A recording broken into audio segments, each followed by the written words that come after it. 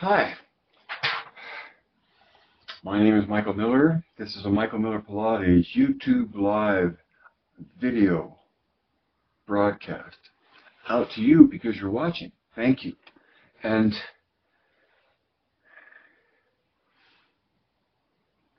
I feel like this is another entry into my vault that's open to anyone, that no one is looking at right now, and maybe no one ever will, but I at least made the recording in a place that was available to you if and when you ever became interested in it. So I'm just going to summarize what I just broadcast on Facebook. And this is new for me. Usually, last time I went to Facebook to announce that I was going to YouTube, and that seemed a little disjointed, and it seems so distant here to such a, you're watching and so many other people could be watching as well. It's a bigger audience, but it's scarier.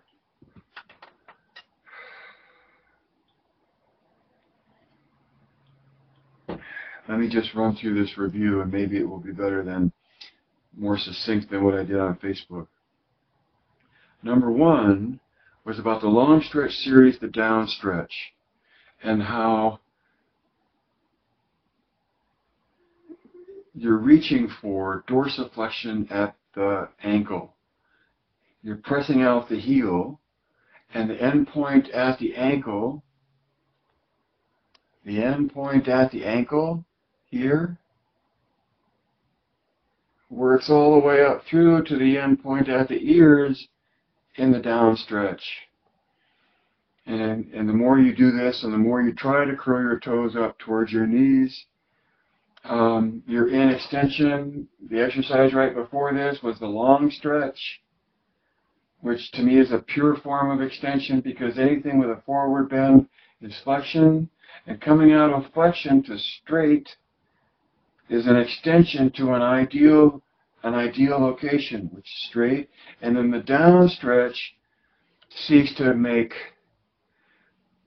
take extension into smooth points on a smooth curve. And so the ears, the shoulders, the hips, the knees, and the ankles are all engaged in core new tension to be eccentric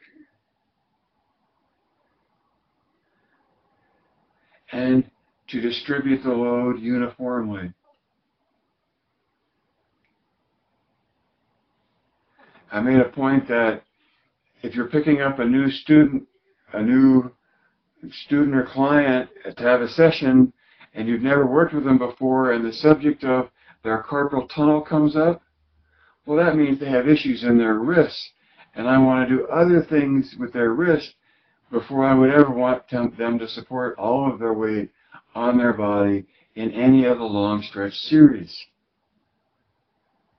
So the more familiar you are with the repertoire or the collection of exercises available to you and how they're grouped, the long stretch all supports load through the wrist, and so I would be leery to take a person suffering from carpal tunnel into exercises that so specifically loaded their wrist, right?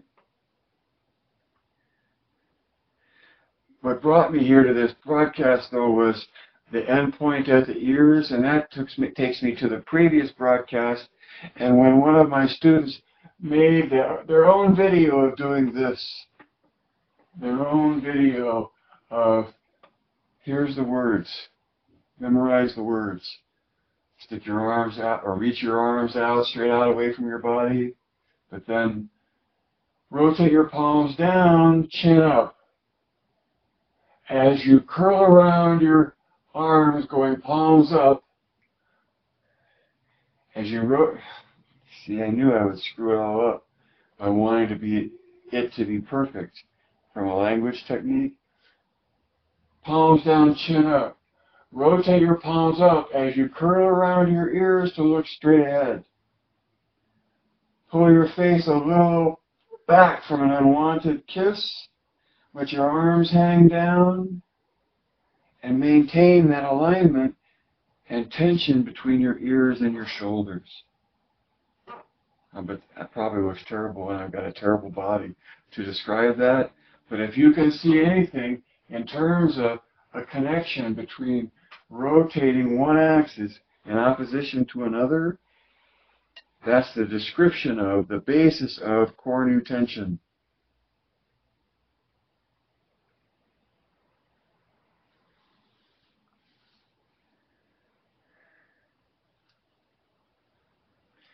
Number 2 on my broadcast at Facebook today was Pilates is both practice and theory.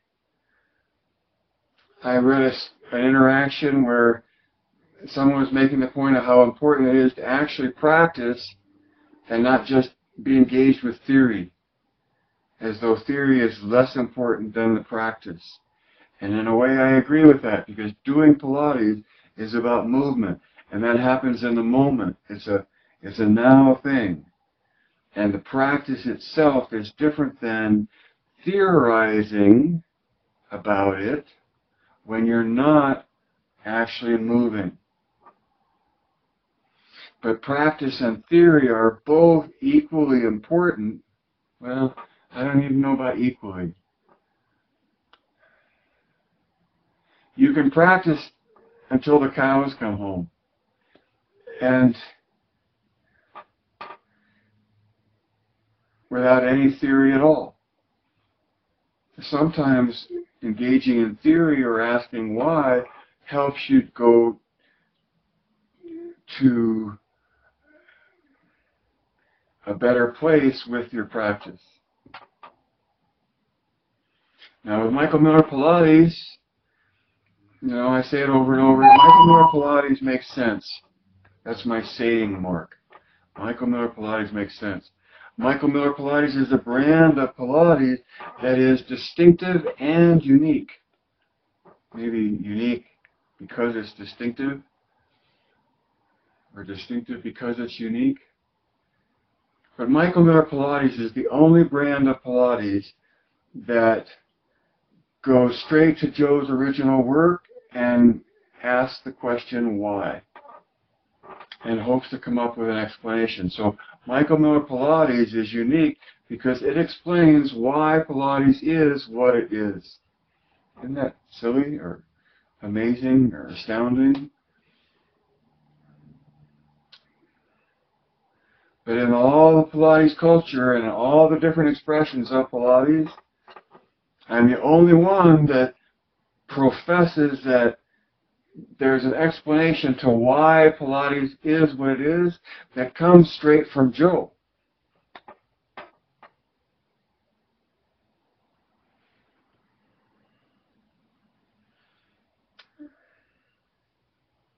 Knowing that distinction, what makes it unique, empowers you to know where you stand with others. Meaning if you meet someone that actually knew Joe, treat them with all the honor and due respect and pump them from all the information you can possibly get from them. Because it's a rare opportunity to meet anybody that actually knew Joe. But when you say you know Michael Miller Pilates, or you're a Michael Miller Pilates instructor, you're making a statement that says that you have achieved a relationship with Joe and his work that comes straight from there, no matter who else you know. So, and who else you trained with.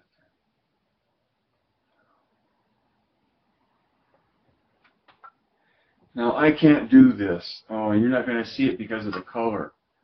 But I don't know how to do this. It's a Rubik's Cube. But if I knew why, knowing why and how would matter more than who taught me. And so if you're catching up with me long after I'm in the ground gone,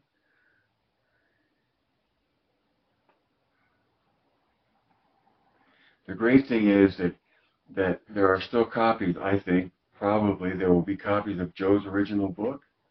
And if you're swimming upstream looking for meaning and understanding and essence to the work of Joseph Pilates, Michael Miller Pilates ought to at least be able to add to your point of view. Because it explains why. And then once you understand why and that there is a reason, then all of the other pageantry of the Pilates culture court, who you are, all of that, is still there. But you're one of the people in the court that has a perspective that transcends the court. Because Michael Miller Pilates sees an ideal within Joe's original work. And if that's true, then all of what we learn from those who learn from Joe helps. But the ideal protects itself and is what it is, regardless of who knew Joe, who studied with whom, any of it.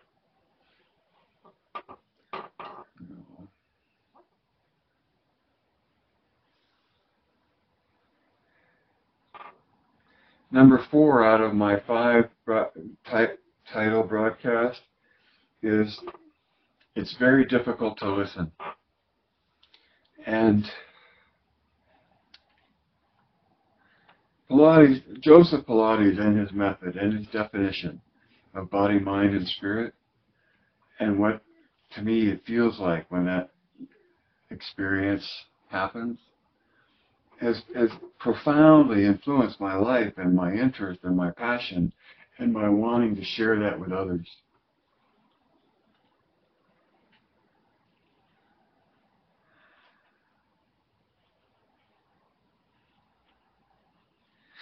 To me, coming here to YouTube and reaching out to an unknown audience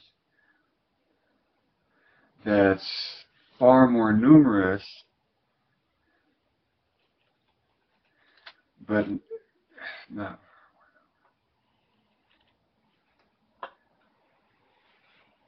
less familiar with what I've been broadcasting over the last 515 days. Oh, okay. It's difficult to listen. It's difficult for me to start a session because I'm in my mind and I want to stay in my mind and I don't want to have to listen. I don't like to listen. I don't want to listen. And I bet every human being I know would say the same thing. Why? It's to the mind, I think it's a distraction to have to listen. But to survive, I think the mind desperately needs to be connected to its listener or listening in order to survive, whether it's to execute a beautiful dance on stage or to jump from the jaws of death and survive when you land because you're in your body and you're present. All right, so and then number 5 of my broadcast today was the Pilates Swamp. The Pilates Swamp. And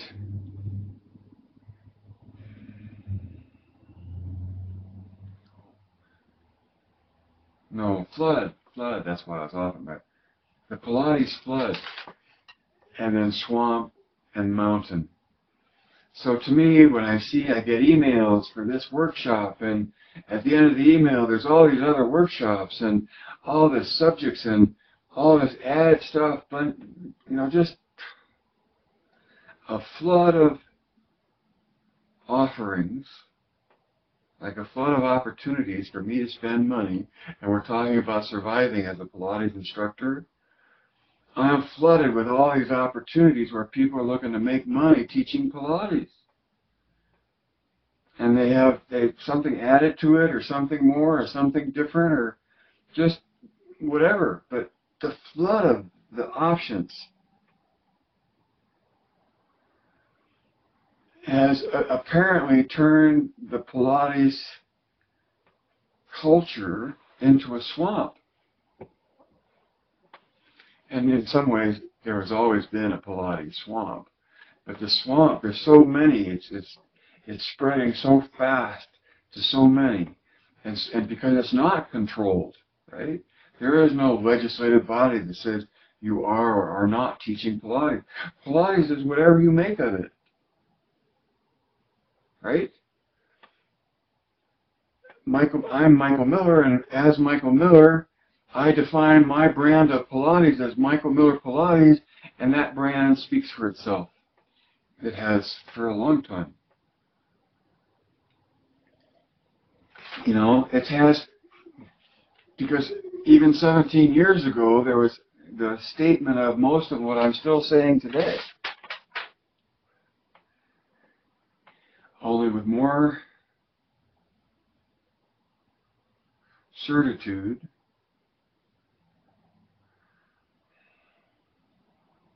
less passion, meaning I really know what I know, and I know it to the point where I'm not so passionate about trying to send it or spread it everywhere, especially because it's obvious that what I know and what you know now from listening to me is information that only a very few people will ever be interested in or care about. And yet those very few people are the very heart of Joe's legacy. Mine too to some extent, but really Joe's, when it comes to Pilates, is what matters. And that there's an ideal within it, and it transcends all other interpretation because the ideal is so apparent and you can feel it. See, when you get right down to it, you can say it's a feeling that you can feel. That's a sensation. You go after that sensation, and when you find it, it's so satisfying as an instructor to say, there, where you were just now, or you were just in, because the student was very focused and concentrated and listening to what was happening. They were present in their participation of controlling their movement in their body. That's Pilates. And when you can tell that to a person that's deathly sick, but that they accomplished what they were after and they did it, right? That's a huge acknowledgement for them and a sacrifice for you of holding out the fact of their accomplishment for whatever reason. And you know, you could spend a long time on a long couch looking at that spectrum of choice.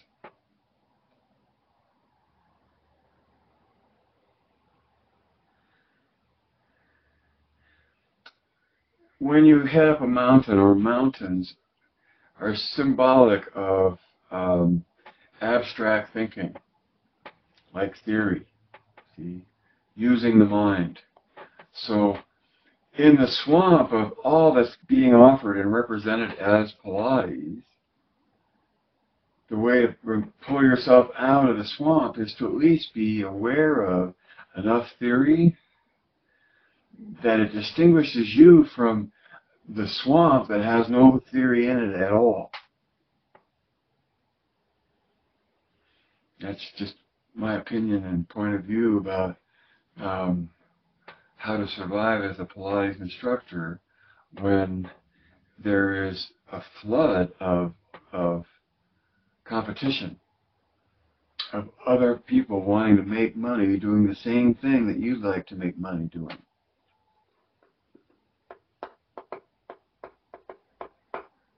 It would be nice if you could just say, I'm worth more because I know Michael Miller Pilates. It would be nice if you could say, I'm worth more because I'm even a licensed affiliate of Michael Miller Pilates. I have his trademark by license and agreement on my website, right? But if you don't want to admit to any of that, you don't want to admit that you know me, or you don't want to admit to any of the specificity of what you know, you will always know if you know Michael Miller Pilates. Okay, so I'm about to hold up a, a, a cube, a lucite cube that you can see right through. So there's something lucite, there's something substantial that you can stand on, but there's something in it that I'm asking you to observe and figure out what's in the crystal clear ball.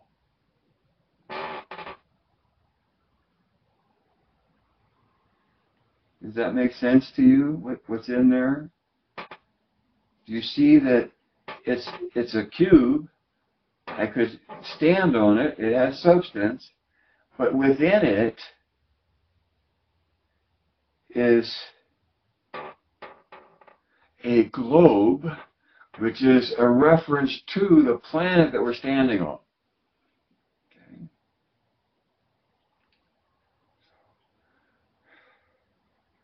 When it comes to swamp or mountain, and when it comes to Michael Miller Pilates, explains why, it's like this. Michael Miller Pilates says, yes, Pilates is this thing of substance, the performance that you can do.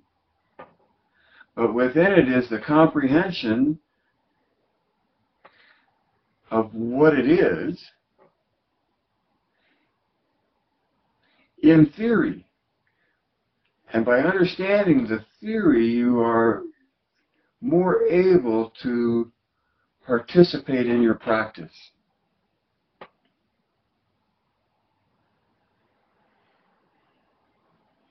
And this is my point of view.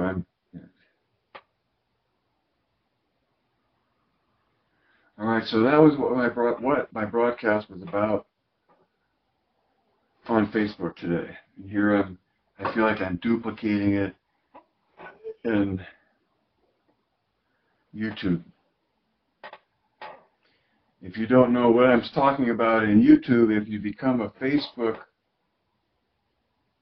friend of mine, Michael Miller, then you can look at the dates that exist in YouTube and see the titles in Facebook. That may be too difficult to do, but I'm too lazy or too difficult to be copying titles back and forth. What matters is that you become familiar enough with what I'm talking about that you own it for yourself. And many have. See, many have. And to the extent where I wonder if they appreciate just how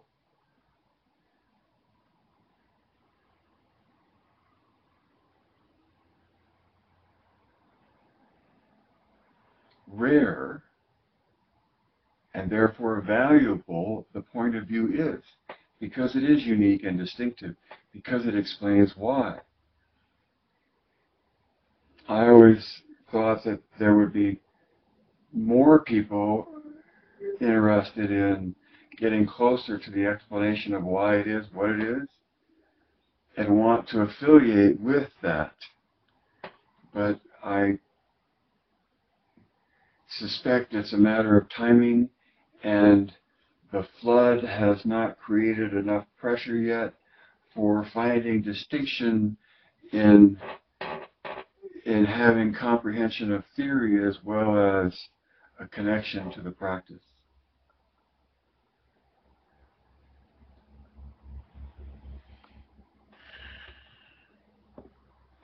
So, life doesn't live forever, but here we are making an impression, me on the projection and you on the listening, to the overall vibe that we seem to be in, caught in the hologram of the moment that lasts forever. It's so weird. Read between the lines. You know, if you really want to survive as a Pilates instructor, I would say it's important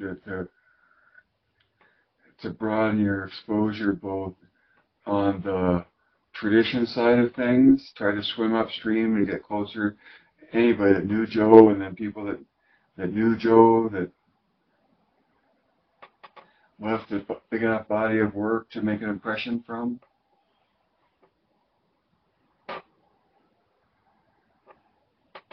Read between the lines. Read between the lines. Somebody wrote to me about a post and wanted to know about if this were the case, and when it came to read between the lines, it's like this person is on the radio making this kind of statement. Well, reading between the lines says, to what extent is the statement the means of having an audience? And if he said, to whatever extent does the statement facilitate the audience rather than a projection of what might help us understand what really exists out past our simulation, reality. See behind the curtain. Add 2 and 2. Add 2 and 2. Add theory to your practice. Not while you're doing your practice, but in your practice, while you are practicing, what you become mindful of in theory blends into your effort to perform.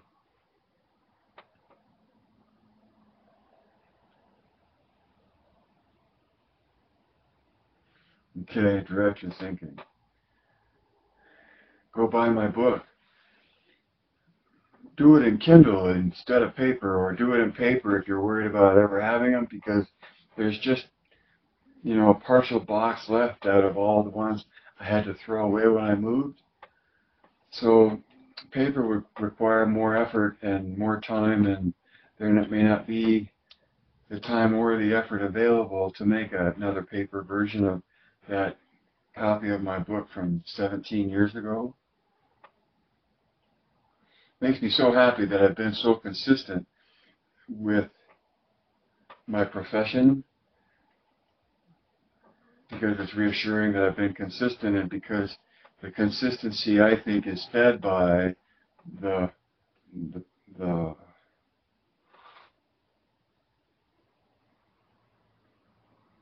light that I get off of Joe and his work. Right? It's there for you too.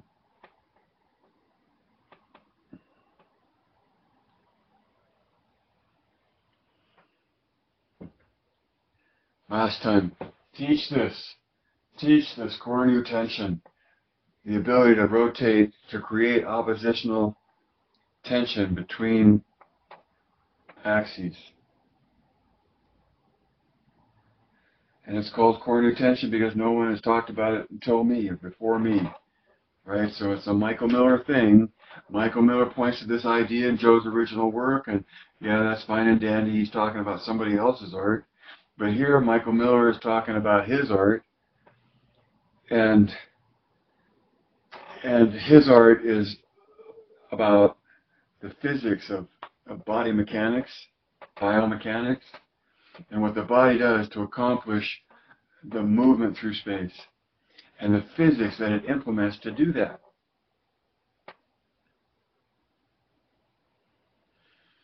And then after direct your thinking, I always end with Geist, because Geist is the German word for spirit. And a favorite quote of Joe's in German in a studio was about a statement that said, "It is the soul which builds itself a body." Now that's a translation by the person that translated the entire play in which that line comes out of, Schiller.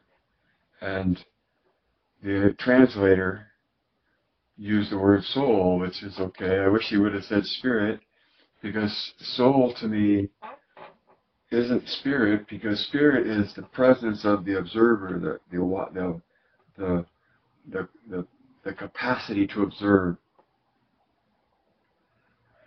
It seems to me it's more like a field than it is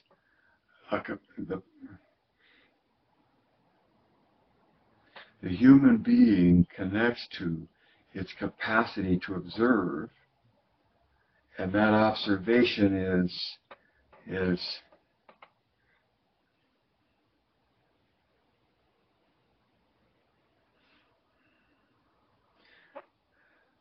something that comes into awareness before thinking.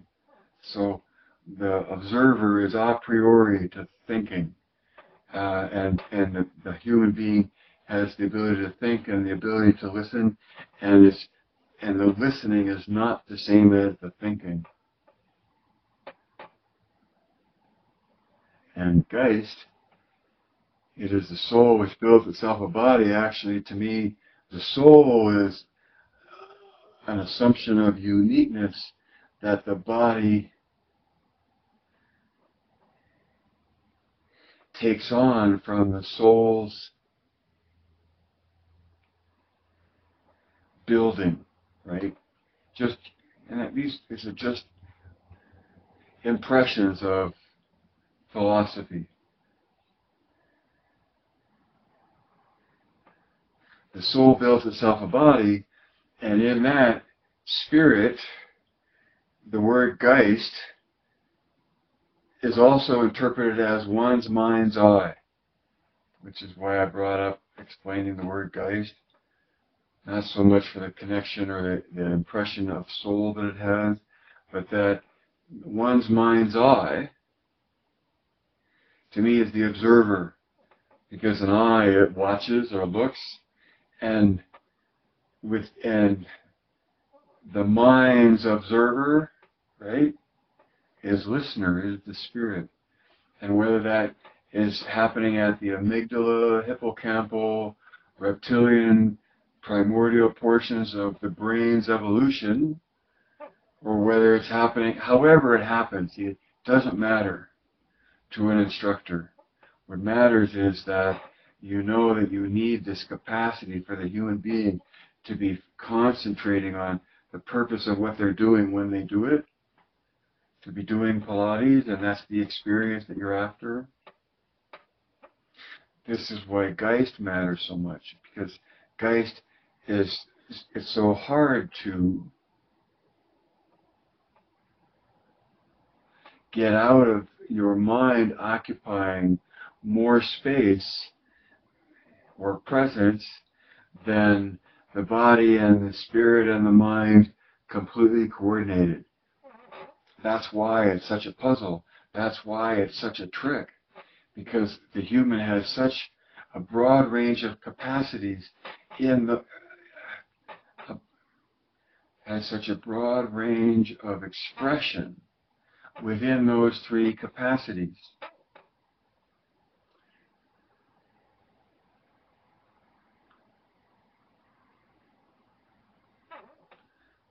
Geist, two ears and one mouth, the mind's eye, the necessity of being one step outside of where your simulation places you.